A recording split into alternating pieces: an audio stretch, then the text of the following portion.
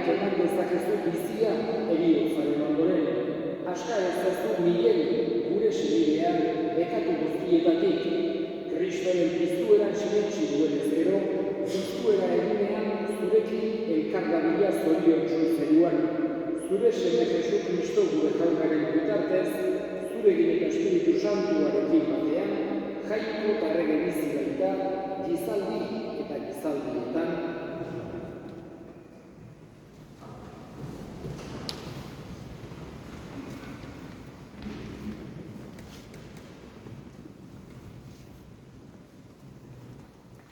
Jo liburutik. Jobek esan zuen, hain nire hitzak idatziak edituko balira, liburuan ezarriak, edota burdinazko iztenaz eta burunaz betiko grabatuak hartzean. Nik badakit nire eskubidearen babesean izan dela eta azkenean hautsaren gainetik edukiko dela. Nire larrua zala ondatu ondoren gorputzik gabe jainkoa ikusiko dut. Nik neuk ikusiko dut, eta ez beste. Jaunak esana.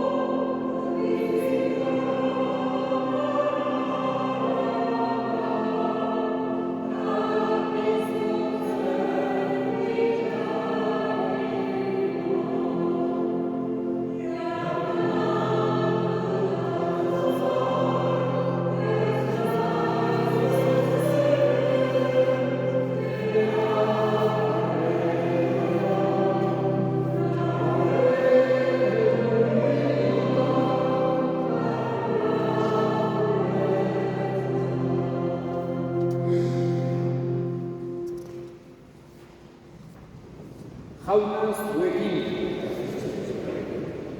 Jesu Kristoren evangelioa San Lukasen liburutik.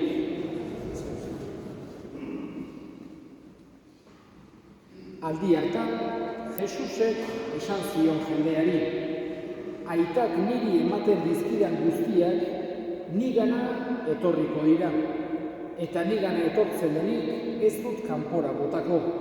Ez baina ez denuke jaitsi nire nahia egitera, bidali nauenaren nahia baizik, eta hausela biali nauenaren nahia, berak eman dizkidan guztietatik ez dezadala bat ere galdu, baizik eta piztu ditzadala azken egunean. Hausela nire aitaren nahia, semea ikusi eta harengan sinisten duenak izan dezala betiko bizia, eta nik piztuko dutura azken egunean. Jaunak esana.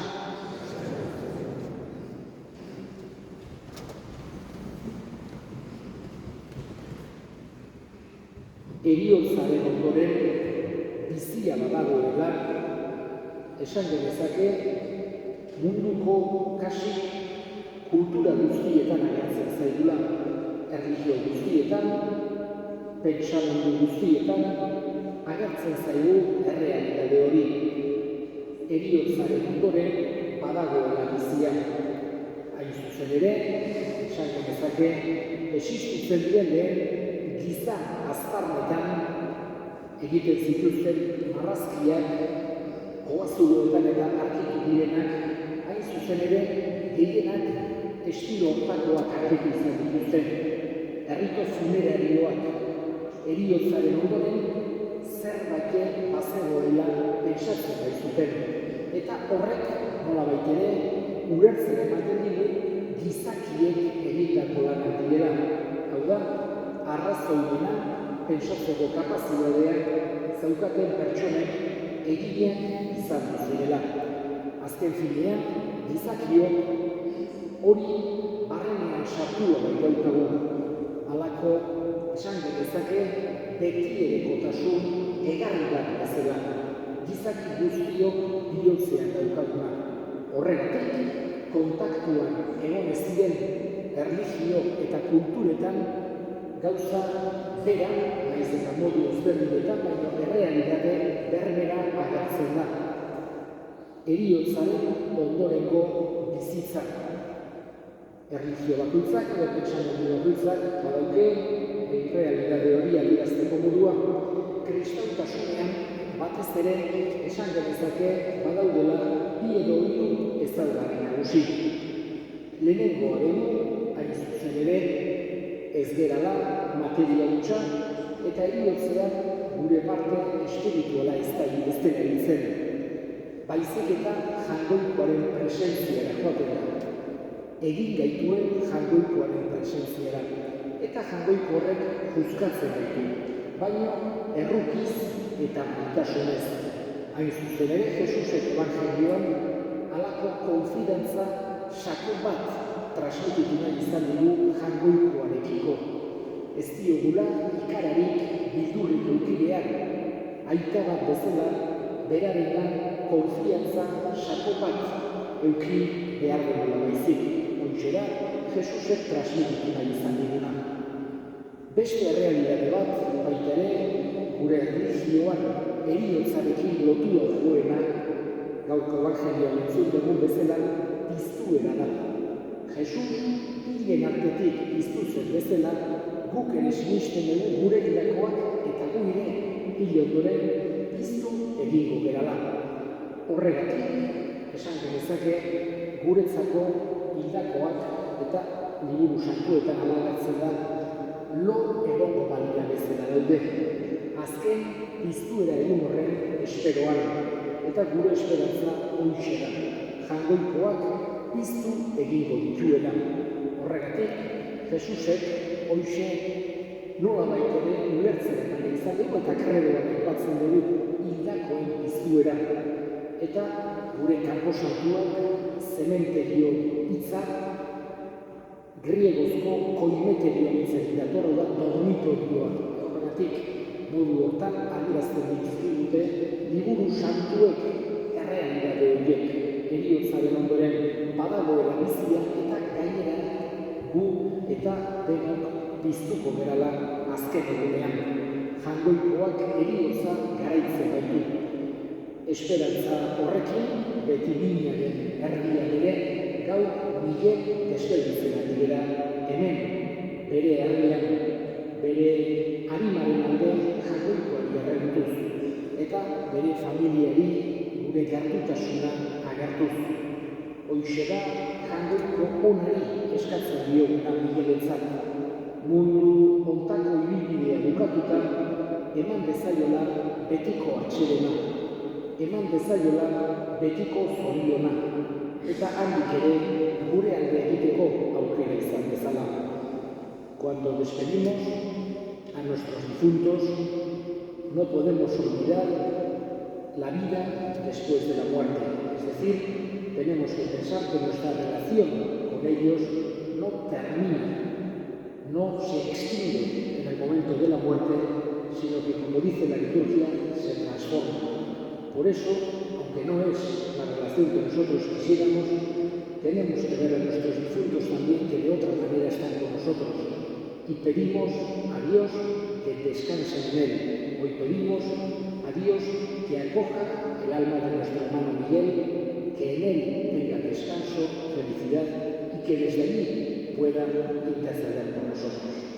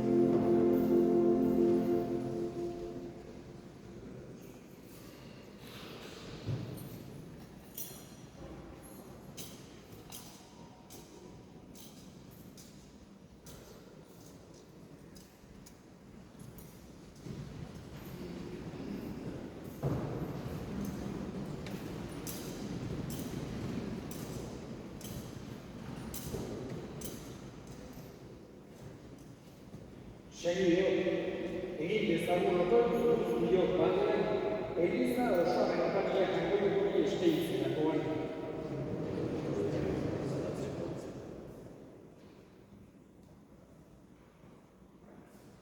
Jainko guztizona, Miguel, zure zerbitzariaren salbamenerako eskeitzen dizugu opari hau, eta auzpez eskatzen, zure semea salbatzaile itortu duenak, epaile errukitzu harti bezala, Jesu Kristo gure jaunaren bitartez, jauna zuekin, gora bihotza, eskerrak nagoiko gure jaunari.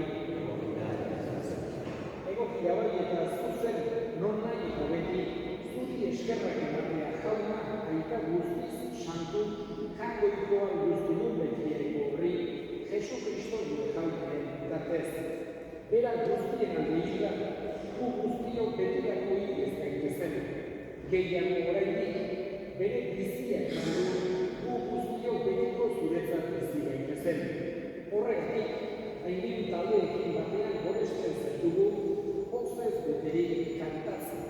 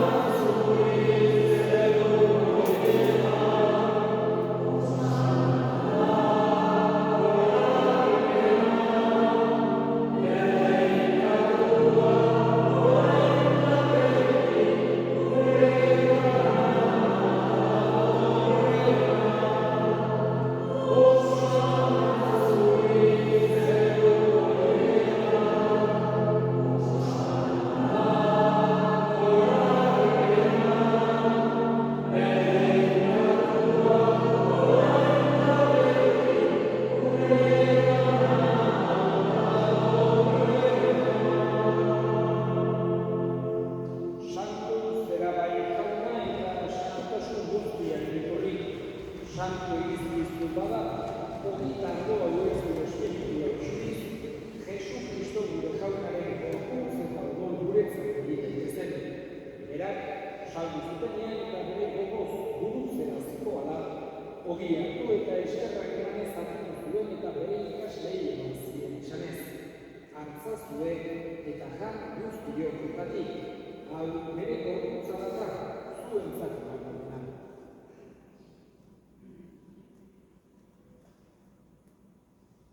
Afalongo berdin garizaturik, berriz ere eskerrak emanez, bere ikasleei eman ziren esanez.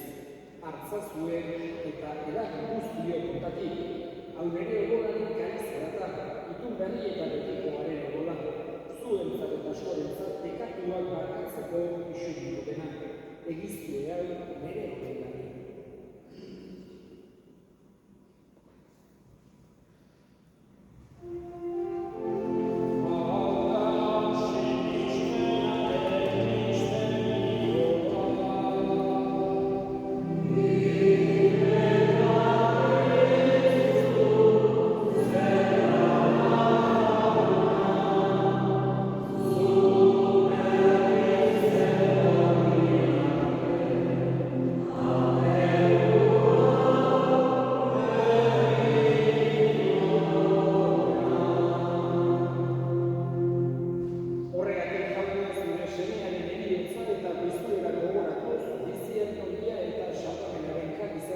Eskaintzen bizitzugu zuri eskerrak emanez, aldarean zure zerbitzari onartu dituzulako, eta apagin eskatzen dizugu Kristoren gorputz odolak hartzen dirunok, Espiritu Santuak batekin dintzala. Gogoan izan jauna, mundu guztian zabaldurik dagoen zure bezala. Eramazan metasun zora, Francisco gure kasantuarekin, Francisco gure zuzenarekin, eta izan guztiekin batean. Gogoan izan jauna, mundu honetatik, zure gana eraman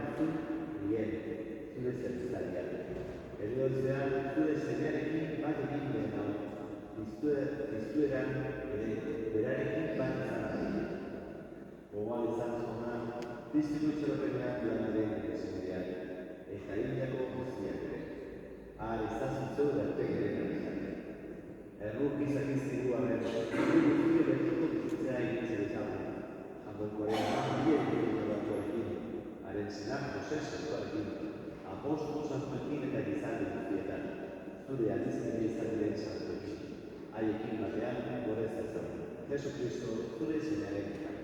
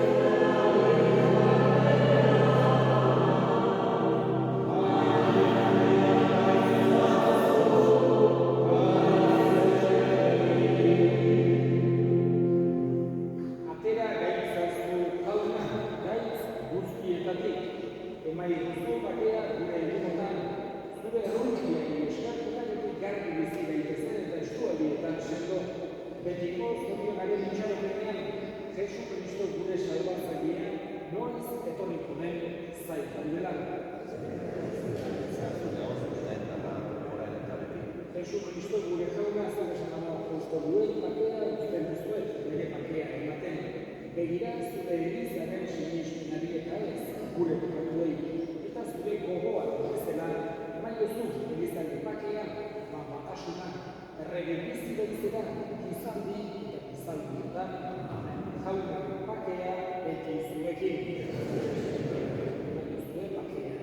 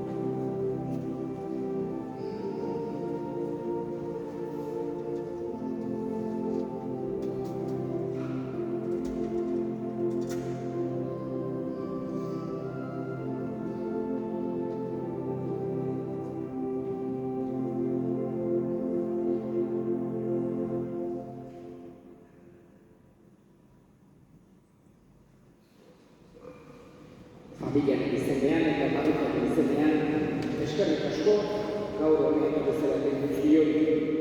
Miguel, gure senideari azken agurra egitera, familiari gure senidean hauetan laguntzera eta jangoikoari bere ariaren alde erredutzera.